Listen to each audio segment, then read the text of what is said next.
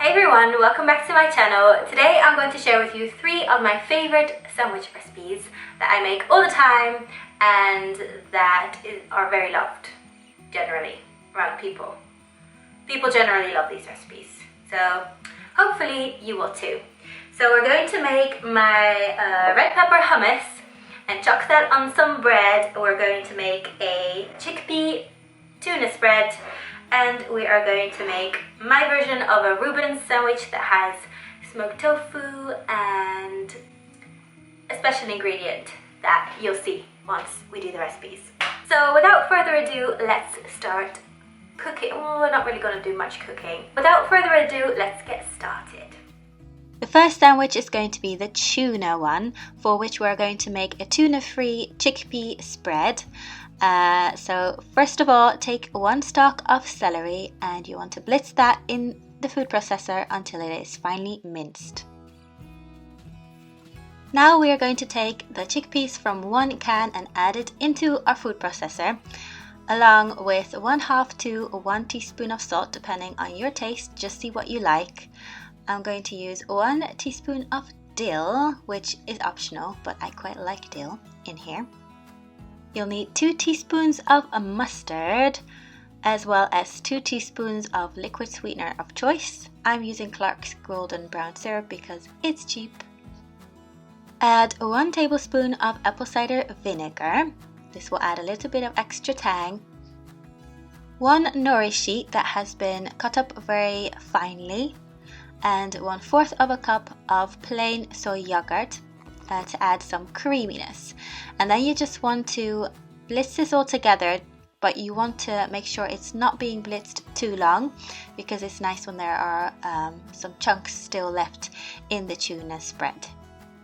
Lastly, add some corn to the mix and give it a good mix through so that we can start to make our sandwich.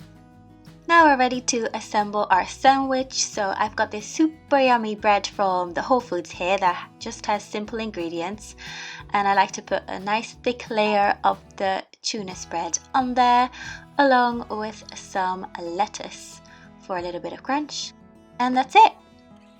Super simple, super yummy. For our next sandwich, we're going to make this super tasty red pepper hummus that I make all the time. So go ahead and grab your food processor again. We're going to put another can of chickpeas in there, washed and rinsed and drained, and then you want to add 1/2 of a jar of roasted red peppers, so they should be about 170 grams.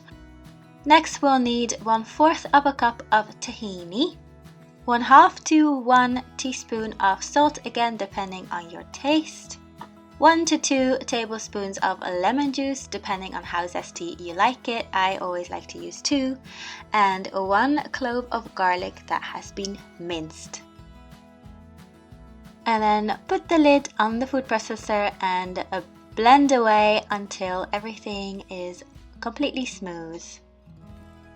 I used to always add cumin to my hummus back in the beginning when I started making my own hummus, and it wasn't quite right. And when I discovered that hummus doesn't necessarily need to have cumin, oh my goodness, it changed everything, you guys. So I feel like it's so much better without the cumin. So anyway, if you've been making hummus and you're adding cumin and it doesn't taste quite right, maybe leave it out.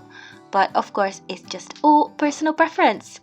So anyway, what I'm doing here is I'm just scraping down the sides and keeping on blending and blending and blending until it's somewhat like this. This hummus is great for dipping crackers into, and toasted warm pita bread as well. So what we're going to do is just put it on our bread again, and then just add whatever veggies you like. I just used tomato and lettuce. Very simple, but oh so very tasty. Last but not least is our Reuben's inspired sandwich. Now I have to admit, I've never had a non-vegan Reuben sandwich. I think it's an American thing, but I saw a recipe online before and I thought it sounded so good, so we're just going to do something similar. So what I'm doing at the moment is baking an apple. I've got all these apple slices. This is one apple, and I am just cooking it in the pan with some water. Every time the pan is dry, add more water. So this should take about 10 minutes, and by that point the apple should be nice and a little bit caramelized and soft, which will taste very great on our sandwich. Now to make the sandwich, we're just going to put some mustard on the bottom slice, and then we're going to add some smoked tofu. Now I've been using the tofu from the tofu company. This tofu is very tasty. It's just been smoked, it doesn't have any other ingredients. So I just make these slices and then I add some salt to it because I do feel like it needs some salt. Now we can add our baked apples on top, and the sweetness of the apple really rounds out the flavor of this whole sandwich. On top of the apples you want to put some sauerkraut. I got this from Sainsbury's, but I think I've seen this brand in other shops as well. Just put however much you like on top of the apples. And then the last ingredient is nutritional yeast. Now this gives the sandwich that cheesy flavor that normally a reuben sandwich has been grilled and has cheese melted inside of it. Of course you could grill the sandwich too and use vegan cheese, but this way, if you do it this way, you can always grill it anyway, of course, but with the nutritional yeast it's so much healthier than the vegan cheese. So, and that's it. That's the reuben sandwich done. Thank you guys so much for watching. I hope you enjoyed these recipes. I am now stuck with 3 humongous sandwiches that I'm not sure what to do with. I guess I'll save them for tomorrow because it's already evening now.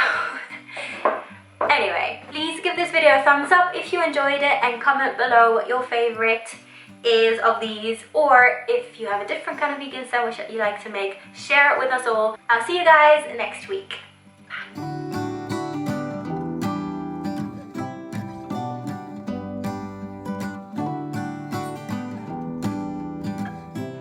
I wish I could pretend 2% battery left, living on the edge.